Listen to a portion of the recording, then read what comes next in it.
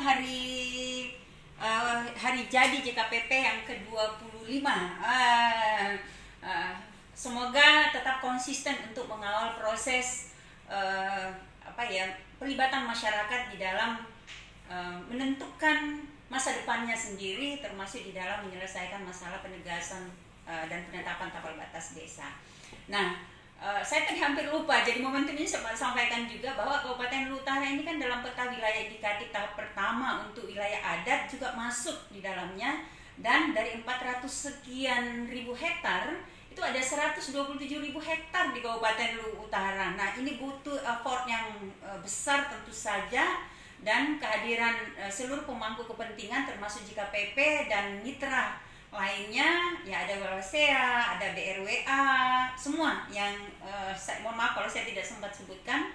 Tentu kami sangat nantikan keberlanjutannya, kami harapkan keberlanjutannya, karena sekali lagi ini tugas yang berat ya, tidak mudah dengan daerah luas 7.500 sekian kilometer persegi yang hampir 67%-nya adalah kawasan dan masyarakat kita tidak bisa dikenafikan ada di dalamnya. Nah, itu butuh pendampingan kepada mereka untuk memastikan bahwa karena mereka yang menyusun, ya mereka dilibatkan di dalamnya, maka mereka punya tanggung jawab ya mengelola kawasan, tetapi dengan mengedepankan kelestarian lingkungan. Nah, kita berhadapan dengan perubahan iklim yang luar biasa, dan dampaknya kita harus mengantisipasi. Nah, mitigasi, salah satu mitigasinya sebenarnya adalah mengajak seluruh masyarakat, termasuk masyarakat adat, masyarakat yang ada di dalam kawasan hutan khususnya, untuk kemudian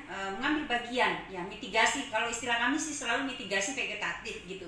Jadi tidak mengajarkan mereka hanya untuk menanam pohon, tapi mereka bisa menjaga dan memastikan bahwa pohon yang ditanam atau yang sudah tertanam itu terjaga kelestariannya.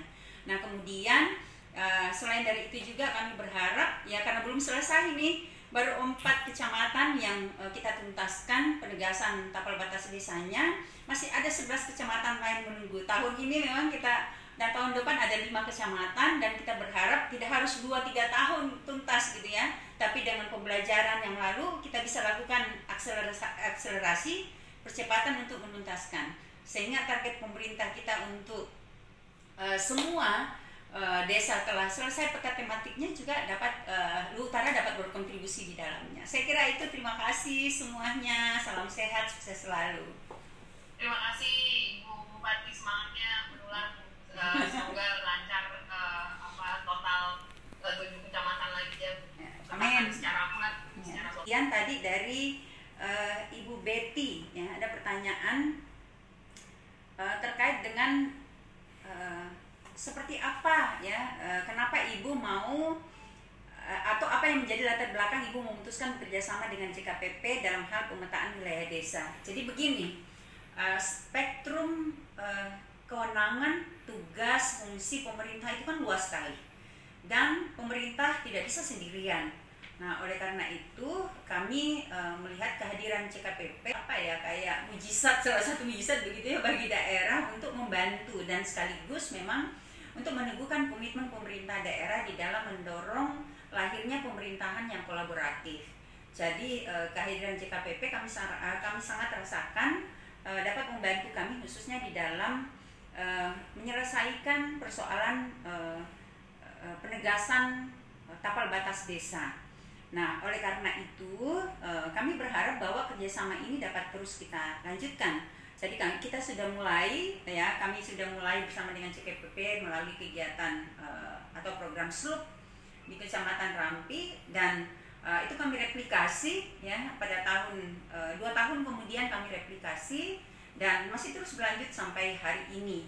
Nah, kemudian kalau ditanya apakah kerjasama ini sangat membantu kerja-kerja pemerintah daerah, pasti ya, karena kita ketahui bahwa tidak mudah untuk menyelesaikan peta tematik desa, dan kehadiran JKPP dengan mitra yang lainnya itu membantu akselerasi di dalam menyelesaikan peta tematik khususnya tapal batas desa ini. Nah, kemudian apa tantangan terbesar bekerjasama dengan NGO?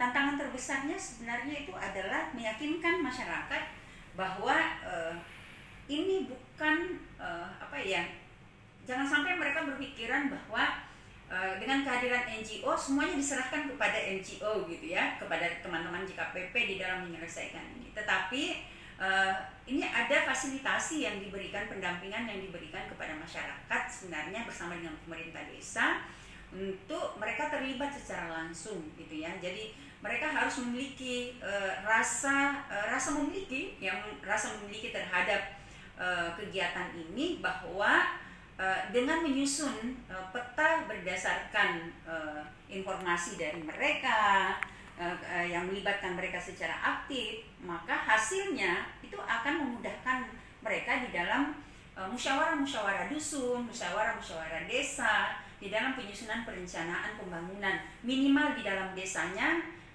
bersama-sama dengan pemerintah desa tentu saja, baik itu untuk RKPDes maupun untuk RAPBD sebenarnya. Jadi seperti itu. Ya.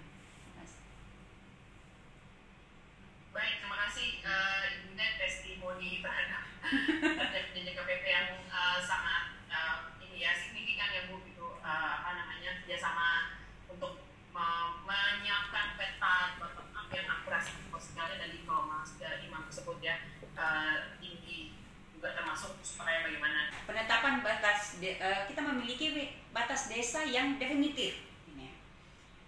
Jadi ada 48 ya, ada 48 desa. Nah, kemudian dengan hasil pemetaan partisipatif sedikit banyak mudah-mudahan Kabupaten Luwu Utara berkontribusi dalam kebijakan satu peta. Karena kita ketahui bahwa dari 84 peta tematik memang peta desa ini yang belum selesai.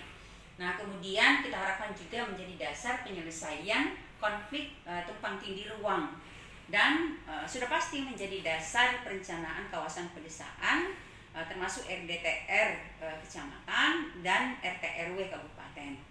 Dan selanjutnya hasil pemetaan partisipatif ini juga digunakan untuk perencanaan pemberdayaan masyarakat desa serta identifikasi usulan objek perluasan wilayah kelola masyarakat, dalam hal ini perhutanan sosial.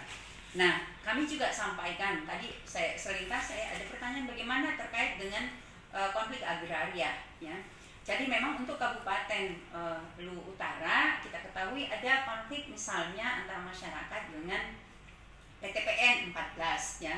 Ini sudah coba kami mediasi, termasuk juga kami komunikasikan dengan kantor staf presiden pada saat kegiatan semalam di desa di dusun Likudengen, desa Uraso, kecamatan Mapidece tahun 2019 yang tahun 2020 yang lalu ya, itu kami telah menyerahkan dokumen dan kami sudah bahas juga secara khusus di gugus tugas reformasi agraria yang ditindaklanjuti dengan sidang PPL. Nah, sekarang penyelesaiannya sebenarnya menunggu kebijakan dari tingkat kementerian terkait. Jadi dalam hal ini tinggal ada dua ya, karena terkait dengan BUMN. Nah, sebenarnya kebijakannya tinggal ada di Kementerian BUMN itu sendiri dan ATR BPN. Nah, harapan kami ketika dua kementerian ini dapat duduk bersama dan berkomunikasi, persoalan di level kabupaten ini dapat kita selesaikan. Karena kami tinggal menunggu dan kami sudah usul melalui sidang PPL. Kemarin sebenarnya kami masukkan ke dalam prioritas pertama. Ya, tetapi karena kebijakannya harus dari atas, nah kami sekarang masukkan ke dalam prioritas kedua. Nah, meskipun demikian, kami bisa mendorong masuk ke dalam prioritas pertama untuk penataan aset dengan catatan bahwa ada komitmen yang kuat dari pemerintah pusat. Dan hari ini kami melihat ada hadir juga dari kantor staf presiden. Harapan kami ini dapat dibantu untuk dikomunikasikan dengan Kementerian BUMN. Ya, kalau mereka kita berharap mereka secara legowo dapat melepas lahan yang secara existing memang telah dikuasai oleh warga, dikelola oleh warga, dan karena memang tidak dikelola oleh PTPN 14 yang ada di Kabupaten Luwu Utara. Nah, saya kira itu mungkin sebagai pengantar bagi kita semua, dan kami kembalikan kepada moderator. Terima kasih. Assalamualaikum warahmatullahi wabarakatuh. Waalaikumsalam. Terima kasih Ibu Bupati. Saya sangat detail penjelasannya dan ada apresiasi juga dari kawan-kawan di chatroom presentasi barusan Ibu.